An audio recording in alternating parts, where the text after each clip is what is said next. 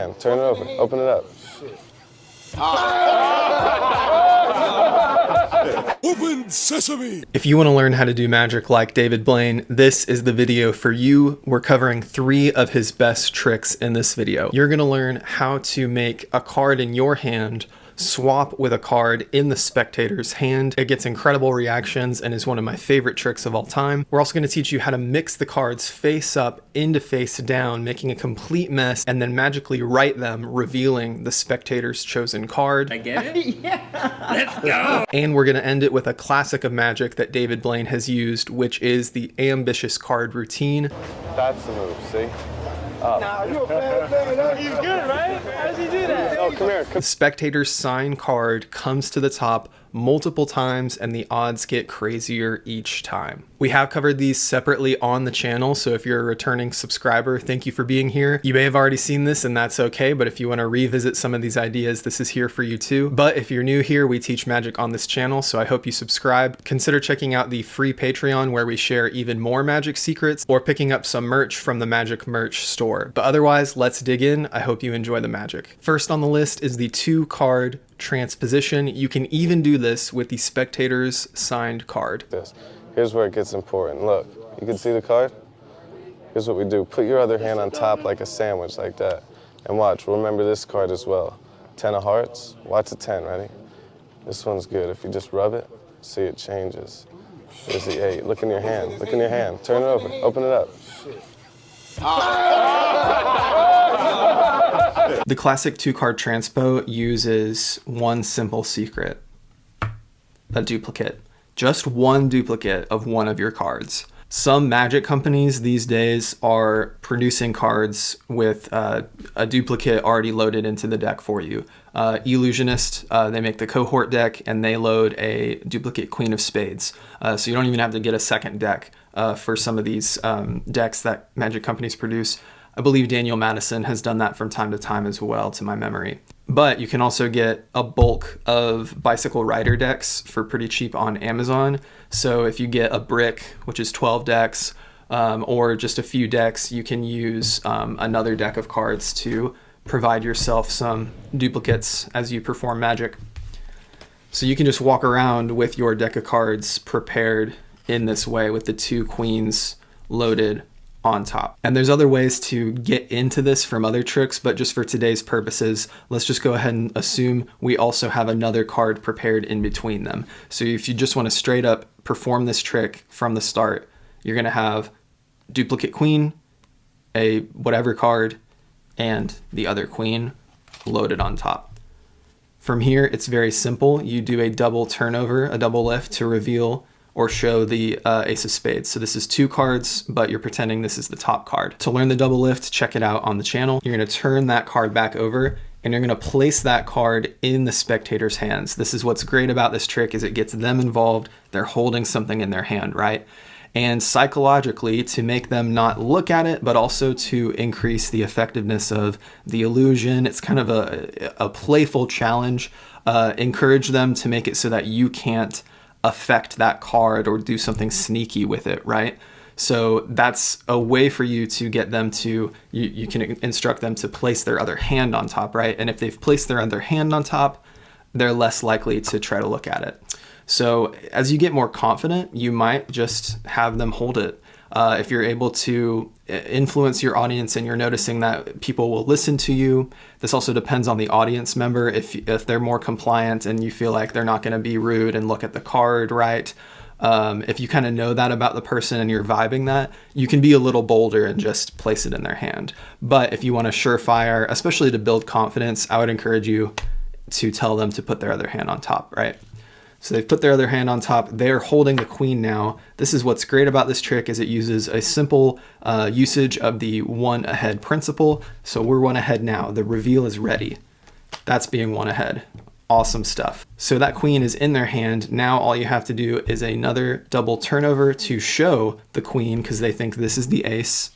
You're going to turn that over, and then the rest is just acting. So you can get rid of the deck for a moment. You can place it down, whatever. I would encourage you to just focus on these 2 cards here, right? This isolates the image in their mind. You just have these 2 cards, and really play this up wave it under their hands or snap or even like graze the top of their hand with the card. Don't be weird, but whatever feels right. Make the moment magic. Really focus on and isolate this moment, and then reveal that you have their card now. And then you can encourage them to reveal and turn over their card. So that's the simple, classic 2-card transpo. Do not underestimate this. Just the simple switching of the 2 cards is huge. But of course, you do have the duplicate here.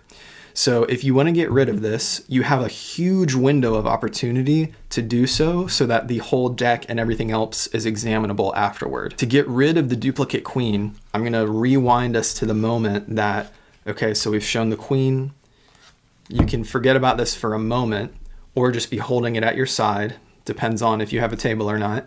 But you're focused here. You do the reveal. You're not getting rid of it yet. You get rid of it the moment you tell them to turn over the card. The moment they are turning the card over, you can slide this over a little bit as you go to your back pocket and you just shove it down your back pocket. Get rid of that card. I've even done the front pocket. Some people love top palming cards and being sneaky guys, but truly I don't palm. I don't do anything fancy. I slide the card over and I shove it in my back pocket, and then I come back right as they are focused. All eyes are on the queen turning over. That's the reveal moment. You have them do the reveal moment, so you encourage them, go ahead and look at what's underneath or what the card is, and they're going to turn it over, and as they're turning it over, you're back here pocketing the card. It's just a simple principle in Magic that you're using those windows where you know the attention will be there to make your move. Another great thing is that while the duplicate card can't be signed by the spectator, this card can. The true single card that swaps can be signed, and that will increase the effectiveness of the illusion. So you have the ace, you can have it signed with a Sharpie, then you're placing the queen in their hand, you show the other queen, and then you move forward with the illusion as I showed. Trick number 2 is the triumph. You're gonna mix the cards face up and face down, and they will magically right themselves, revealing only the spectator's card. Still crazy. Oh! But Except for one card. there is a card.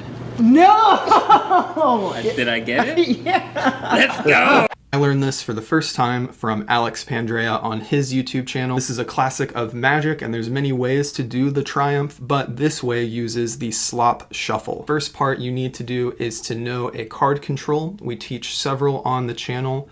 The one I did in the demonstration was effectively a double undercut, but I did it to the table.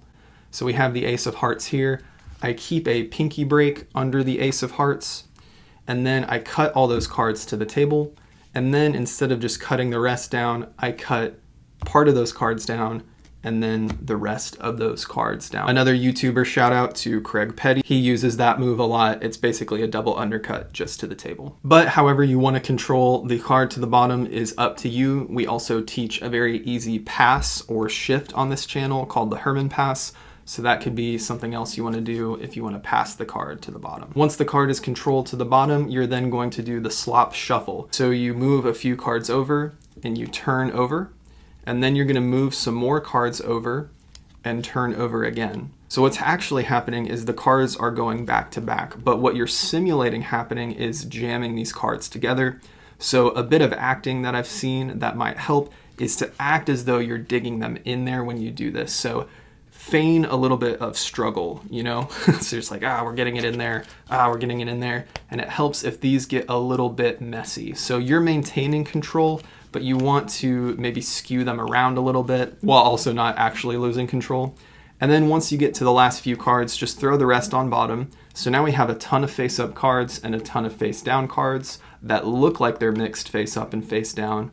And then this is the selection, and you're going to put that on top. Something I like to add is if you have a table, you can simulate what a lot of card workers do and put these on their edges. And if you've done this messily enough, you can then do this little rotation where you're pushing the cards into place with your dominant hand here. And they will get glimpses of the face up and face down cards in that chaos, in that wheel. And it just looks authentic. It looks like you really are mixing up face up and face down cards. what you actually have is this situation. You have the selection, you have face-up cards, and you have face-down cards. Now, for most decks of cards and the way they kind of naturally have their own bends to them, it's going to be fairly easy to find this back-to-back situation. So what you want to do is aim high first and show a face-to-back card, and then the second time you're going to shoot for that back-to-back. If you're struggling with that, it might help to bow the deck in a certain direction just by doing this before the trick starts, so that way there will be a natural curvature, which will make it easier to find this situation. Once you find the back-to-back cards, you just have to turn this over before putting it back down. What you're doing is taking this with the selection here and turning it over so that all the cards are in the same direction now except the selection. So we go high, and then we shoot for the back-to-back, and then we place them down the opposite way. If you're doing this in the hands, you can adjust your grip so that when you get here, you hold the cards naturally like this before putting them together. Then you're good to go. Before you reveal it, I recommend turning the deck face up.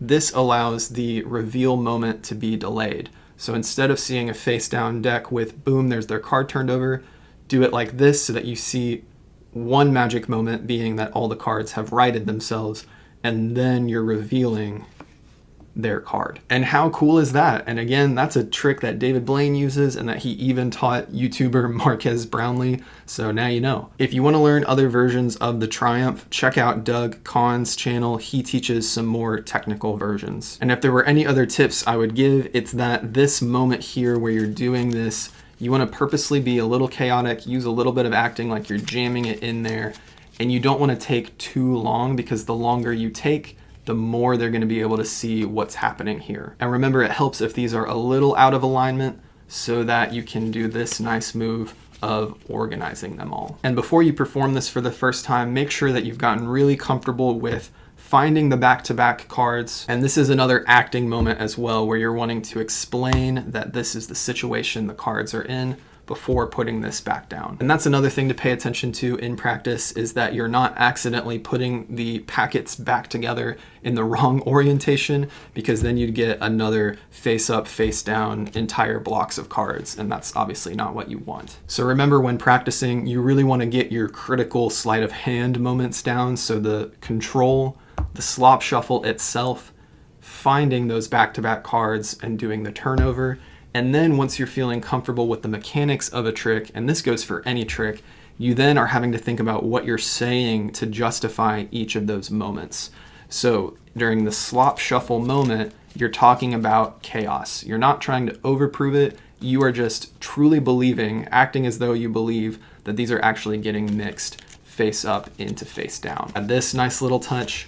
And then this is a moment where if you're not practiced enough, you can get tunnel visioned and you're just focusing on finding your back-to-back cards. So make sure when you're practicing in the mirror and on camera, what you say during this moment of this is, you're just displaying to the audience.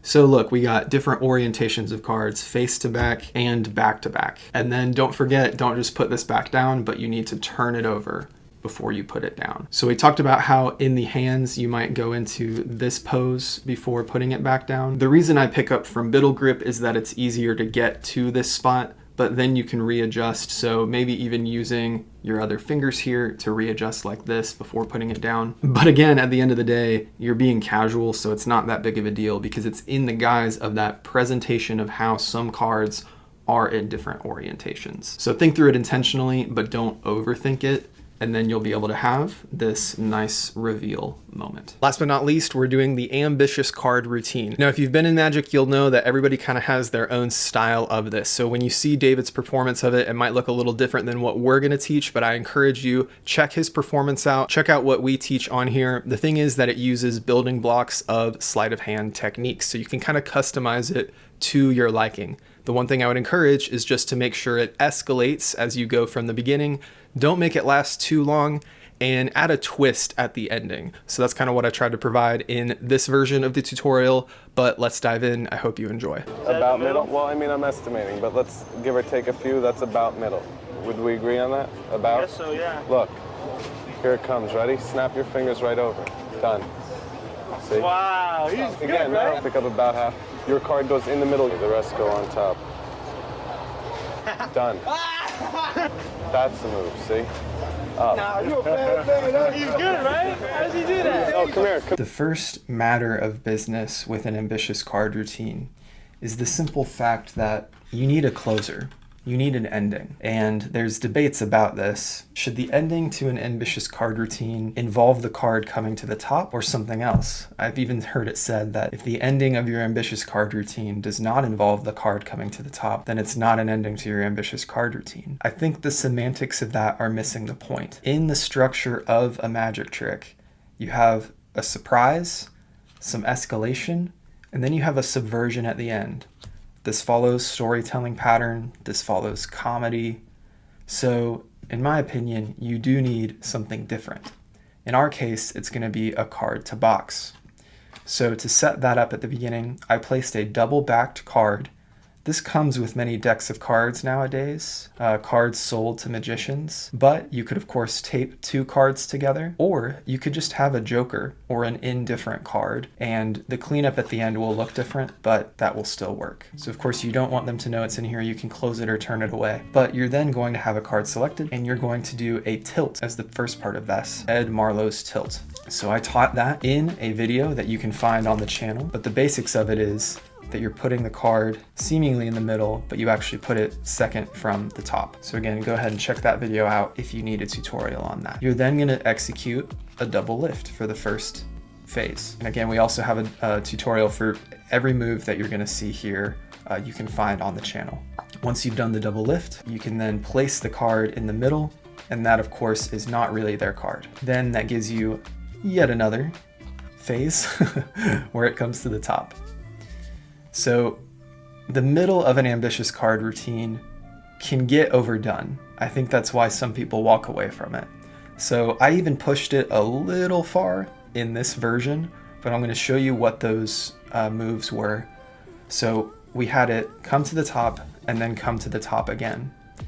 So after we've had it do that twice, we need to switch it up in some ways. So we're going to do that in a couple ways.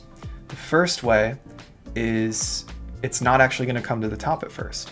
So the way we do that is we're going to cut it into the middle, keep a break, and I like to dribble on top of the break, and then we're going to execute a double undercut. That's where you hold the break, and then you throw some cards on top, you throw some more cards on top. You can be sure to check out the tutorial for that as well if you'd like. But then we have the card here. So what we're going to do is, instead of just making it come to the top again, we're going to execute a double lift, showing that it's not on top actually, and then you invite the spectator's help. This is great. Stuff in the hands is always great.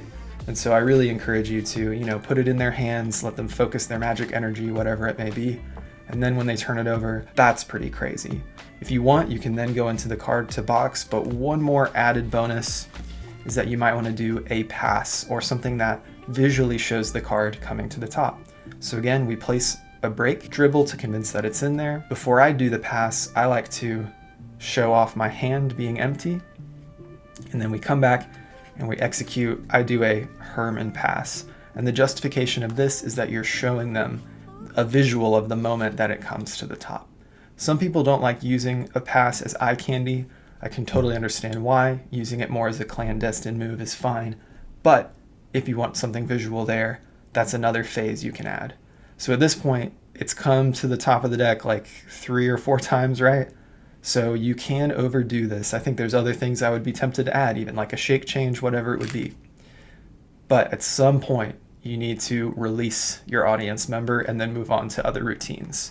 So to release them from the tension and building escalation of this, before it turns to annoyance and boredom, you've escalated that right amount, you need to subvert. So to subvert in this scenario, we're going to make it appear in the box. So to make it appear in the box, you can do a variety of things.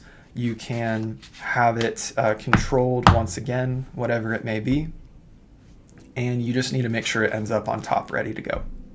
So once you've controlled it back to the top, you can do a convincer of showing that it's not on the top with a double lift, or if you use the tilt again and you control the card to the second to the top, you can do this little moment of showing that it's not on the top, not on the bottom, and then throw this to the bottom, and now it's ready to go.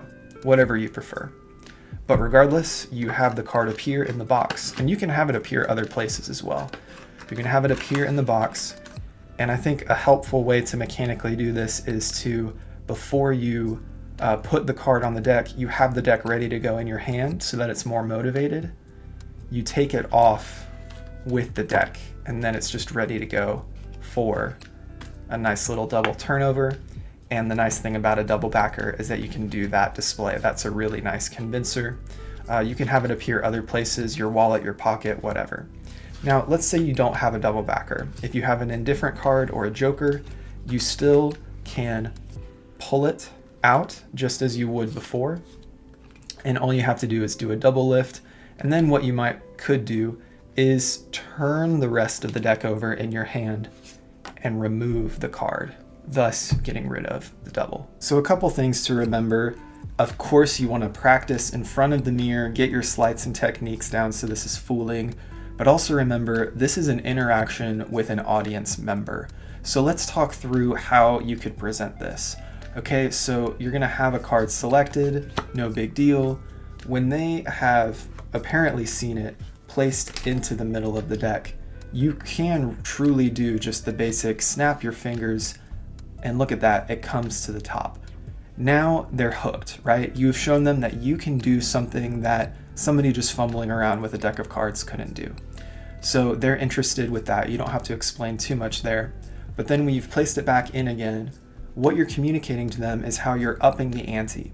You're not trying to be, depending on your character, it could vary, but I don't tend to try to be antagonistic toward a person, but it's a fun little challenge, right? You're saying, hey, I'm gonna make it even harder on myself. I'm gonna put it even lower. Something that communicates this is getting crazier.